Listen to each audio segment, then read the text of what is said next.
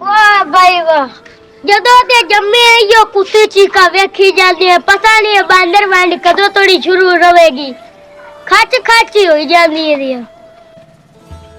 अब्बा मैं तो जदों दा होश संभाले ही ना इयो कुछ वेदा आना कि अब्बा तुम इयो कुछ वेखा है की कुछ हुण मैनू कुछ दसेगा तो मैनू पता लग सी। अब्बा गल ये है कि जेड़ा गरीब है वो ज्यादा ही गरीब हुंदा जांदा है ते जेड़ा अमीर है वो अमीर ही हुंदा जांदा है। की कुत्ती चीके की बांदर वांड है पुत्तर मैनू इसे गल दा डर रहा भी साडी आवन वाली नस्ल भी मायूस ना हो जावे, परेशान ना हो जावे।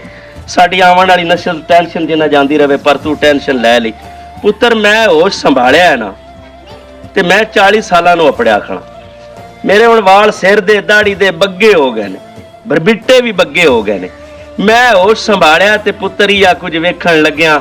ना किसी हुकूमत ने आधा दौर पूरा कीता है, ना हालात बेहतर होए ने। गरीब गरीब हुंदा जांदा है, अमीर अमीर हुंदा जांदा है।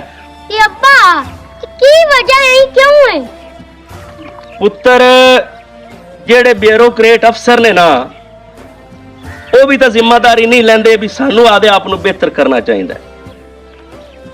इस वजह दी इस मसले दी जिम्मेदारी सियासतदान भी नहीं लेंदे ते इनदी जिम्मेदारी अवाम भी नहीं लेंदे।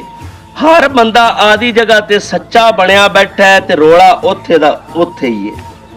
जे कोई एक जिम्मेदारी लै लवे आ, बल्कि मैं तां ना भी इन्हां तिन्नां नूं याद आप नूं बेहतर करने की जरूरत है। पर 75-76 साल हो गए किसी ने भी आदे आप नूं बेहतर नहीं किया ते मुल्क दा सोचा नहीं।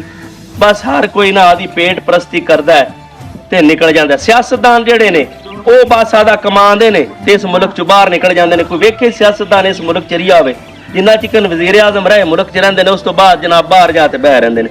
वो आदे आपने इस मुल्क च गैर महफूज समझते हैं। पुत्र साडी ते एवें लंघ गई, पर दुआ है भी अल्लाह ताला थोड़ी चंगी लंघावे ते इस मुल्क के हालात बेहतर करे। साडी ते दुआ ही है। पहला खर्चा लै ले ते तू जा बच्चा, अल्लाह खैर करसी। इलाज 20 नाल ही सार हालात बड़े माड़े ने।